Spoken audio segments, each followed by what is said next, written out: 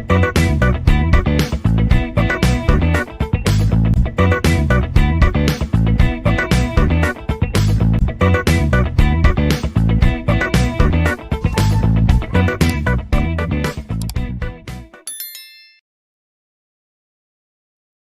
learner, greetings of the day.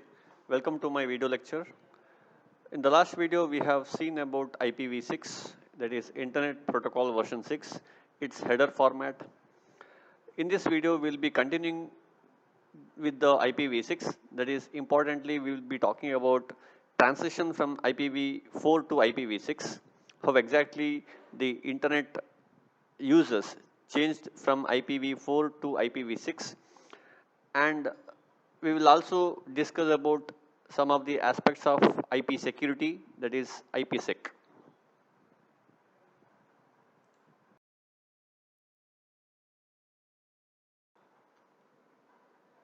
During the discussion of IPv6, we have seen that IPv6 is the successor for IPv4 because of scarcity of addresses available in IPv4. IPv6 came into existence with the 128-bit of address length. But transition from IPv4 to IPv6 is not that easy because from past 40 to 50 years, the internet was working on IPv4 and all the devices which are connecting to internet have been using IPv4. Just like DNS flag day, it is not possible to transit from IPv4 to IPv6 for all the devices in a one flag day or 2 days. This has to be a continuous approach with the different mechanism. So RFC 4213 describes two approaches for gradually integrating IPv6 host and routers into an IPv4 world. Dual stack approach and tunneling were the two approaches which are described by RFC 4213. We will discuss these two approaches in detail.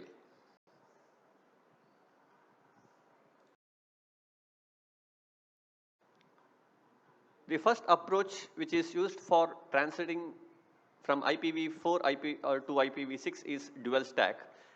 As the name itself indicates, here the IPv6 nodes also have a complete IPv4 implementation.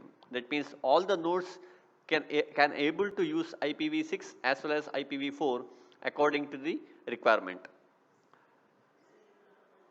And such nodes which have the capability of using IPv6 and IPv4 are called as IPv6 bar IPv4 nodes as defined by RFC 4213.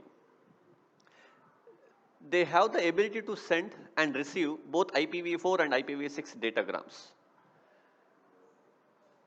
These nodes which have both the capability need to have both type of addresses. That means 32-bit IPv4 address as well as 128-bit IPv6 address. And these nodes must have a special ability to determine whether another node or successor node is of IPv6 capable or IPv4 only. In order to get this information, they will be using the information of DNS. So DNS provides the IP addresses of a system.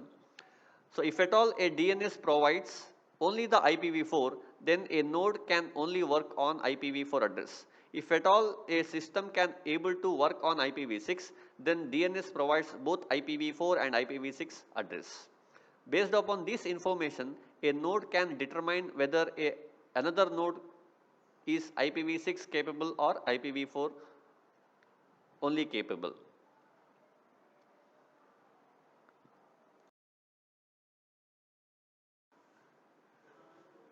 We will see how exactly dual stack works based upon a scenario. Consider we have a diagram where some of the nodes will be working on IPv6 as well as IPv4 and some of the devices will be working only on IPv4. In this example, consider a packet need to be delivered from node A to node F, where we have 6 nodes A, B, C, D, EF. A, B, E and F will be working on both IPv6 and IPv4. That means they have dual stack system, and C and D node will work on only on IPv4. Now, how exactly a packet is moved from a IPv6 packet is moved from node A to node F? Now, node A will understand that node B is capable of using IPv6.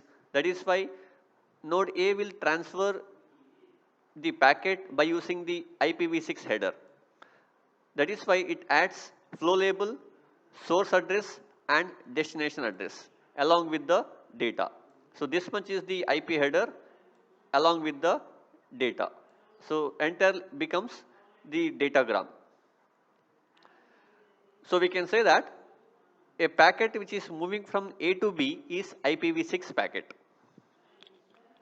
Whenever a packet reaches node B, it can understand that node C is using only IPv4. So now IPv6 cannot forward the packet by using IPv6 header.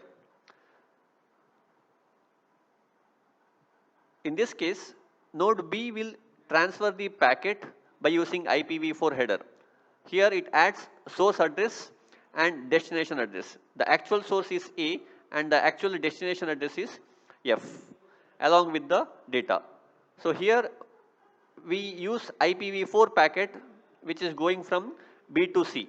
The data is whatever sent by B is exactly same as whatever sent by A. And C will forward the same packet to D. Once D receives the data,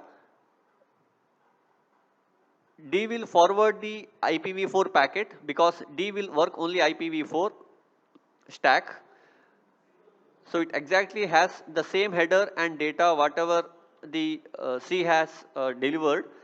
Once it reaches E, it understands that F is the IPv6 capable device or node. Now again it changes the header of IPv4 to IPv6.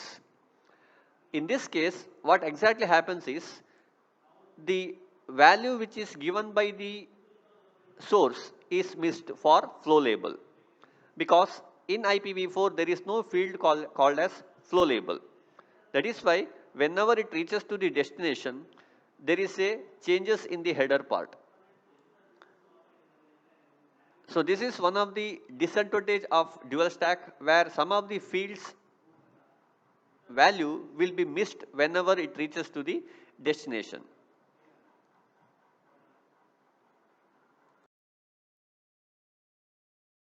In order to overcome the problem of dual stack, an alternative approach is defined by RFC 4213, which is known as tunneling.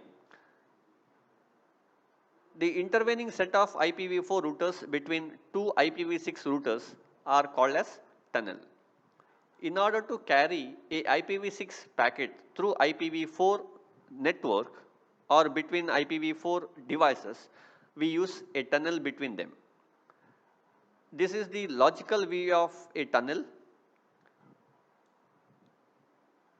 and this is a physical view of how exactly tunneling works. In this example, we can see that 4 devices are working in IPv6 and 2 devices C and D are working by using IPv4 header or IP version 4. Now, how exactly a data from node A which uses IPv6 is delivered to a destination, that is F, again which uses IPv6 through two IPv4 versioned node.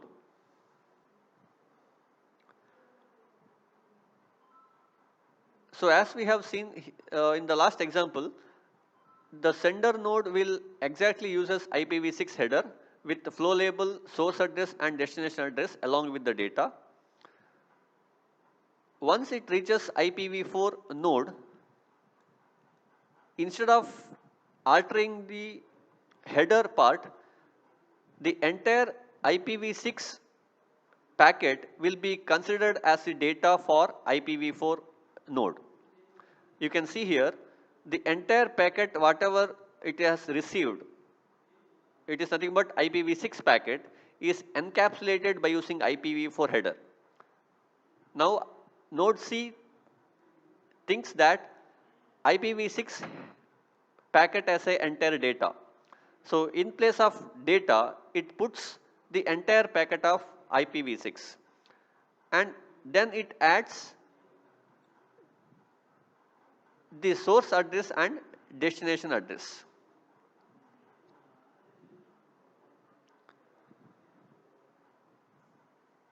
And this will be delivered to the next node. So in this case also the entire packet will be delivered. So in this case the packet contains the IPv4 header and as a part of data it contains the entire packet which encapsulated by using IPv6 header. So once it reaches IPv6 node, the header part of IPv4 will be removed and the remaining part will be delivered to the destination. So this exactly whatever the sender has sent using the IPv6. The main advantage of this particular mechanism is no field value is lost as we have seen in the dual stack.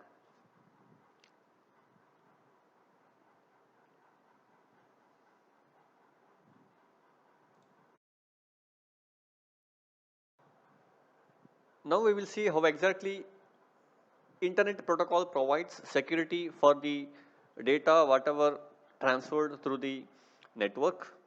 If you observe IPv4, there is no aspects of security for the data. Since security is the main essential thing for the today's network, the researchers have developed a IP security which is called as IPsec. So IPsec is one of the network layer protocol that provides a variety of security services. It is one of the more popular secure network layer protocol and also widely deployed in virtual private network. Virtual private network is nothing but how exactly we can we can frame a private network upon the public network, which is a secure network. In order to utilize the benefits of IPsec, it is not required to implement IPsec in all the devices. We can only use or implement IPsec only at the end devices, that is sender and receiver. So that is the main feature of IPsec or IP security. How exactly IPsec provides security for the data which are transferred through the network? In this mode, two hosts first establish the IPsec session between themselves. That means we can say that IPsec is the connection oriented. Once the session is placed, all the TCP and UDP segments sent between the two hosts will be using the security services which are provided by IPsec. Whenever a packet or a segment is transferred from the transport layer, first it passes to the IPsec. In the IPsec, the entire segment will be encrypted and it appends additional security fields to the segment.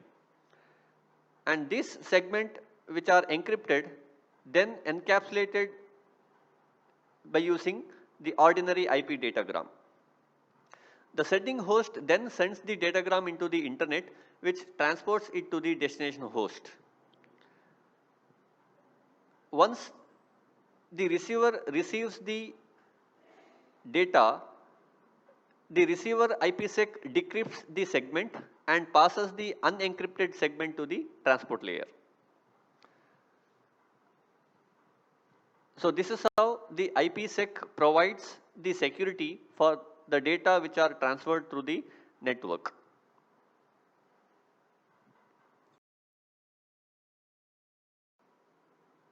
These are some of the services which are provided by IPsec.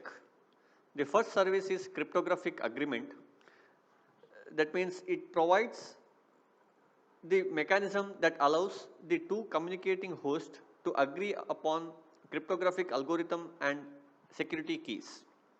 The next service is encryption of IP datagram. When the sending host receives a segment from the transport layer, IPsec encrypts the payload. The payload can only be decrypted by the receiver IPsec. The third is data integrity.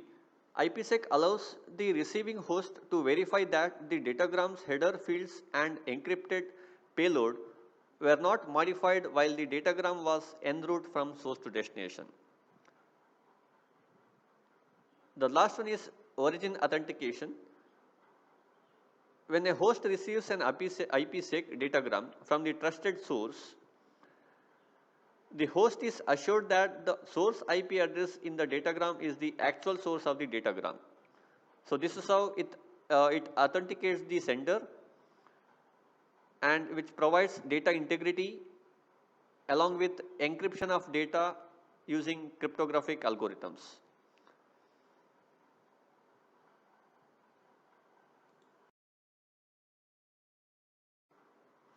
With this, I stop the discussion on transition of IPv4 to IPv6 and some of the brief introduction about IP security using IPsec. Thank you for watching. We'll meet in the next video. Till then, have a nice day.